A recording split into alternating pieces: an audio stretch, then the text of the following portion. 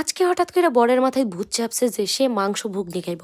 তো কোনো দিকে এদিক ওদিক না তাকায়া কিন্তু আজকে আমি শুরু করে দিছি মাংস ঘুগনির আইটেম। তো ফার্স্টে এদিকে আলু সিদ্ধ বয়ে দিছি মটর সিদ্ধ বয়ে আর যা যা কাটাকুটি লাগে সব কাইটটা নিছি। আলু, রসুন, আদা, পেঁয়াজ সব কাইটটা নিয়ে একদম পাটার মধ্যে বাইটটা নিতেছি।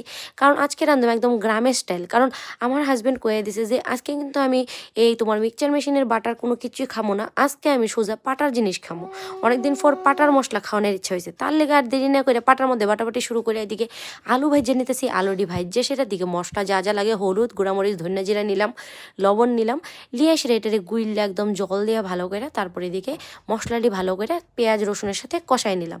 কষাই এদিকে দিয়ে দেবো চিকেন। যখনই মশলার তেল ছেড়ে দেবে তখন চিকেনটি দিয়ে দেবো। চিকেন দেওয়ার পর চিকেনটা যখন হয়ে আইছে তখন দিয়ে দেবো মটর। আর মটরটি হয়ে আইলে তারপরে ঝুল দিয়ে গরম মশলা দিয়ে নামাই নেবো।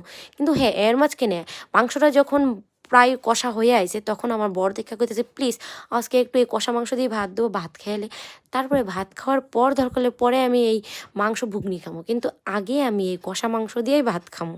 আর কার কার এরকম ঘুগনি খাইতে ভাল লাগে অবশ্যই কমেন্ট করে জানাও। আর ভিডিওটা কেমন হয়েছে অবশ্যই জানাইতে বললো না কিন্তু। তো সবাই ভালো থেকো, টাটা, আবার দেখাইবো নেক্সট কোনো একটা ভিডিওতে। তো টাটা।